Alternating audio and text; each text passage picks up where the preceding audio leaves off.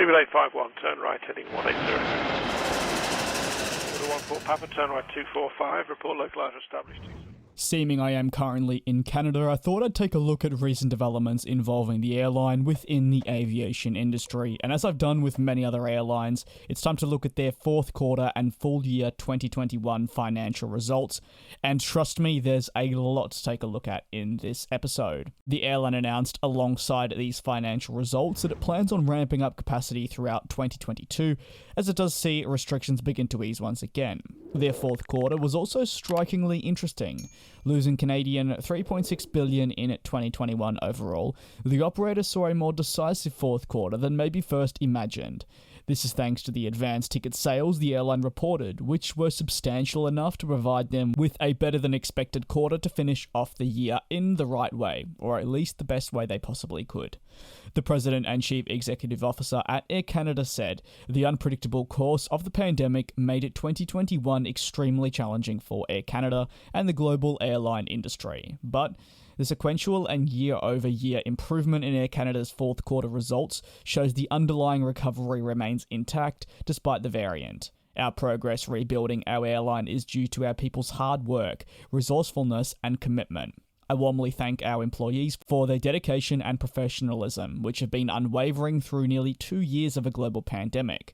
Their fourth quarter results, which I will touch on now, saw them operating a capacity of a 134% rise, and this is compared to the 2020 levels, which again touches on what the President and Chief Executive Officer mentioned in regards to comparing the fourth quarters for the 2 years just gone.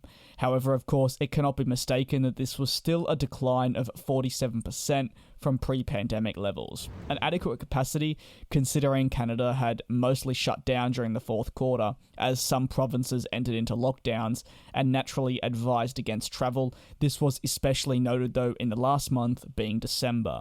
Passenger revenue rose $2.041 billion, 4 times that of the fourth quarter for 2020, while total operating revenues rose to $2.731 billion for the fourth quarter. And to reiterate, these figures are in Canadian currency. In the year just gone, the airline purchased an additional 12 A330-300 aircraft, while also agreeing with Boeing to accelerate the delivery of 4 737 MAX aircraft, which arrived in the fourth quarter of the year. In addition, and finally, the airline announced in that same very year the purchase options for a further 3 of the Dash 9s for the 787 family. These will be delivered in 2022 and through to 2023.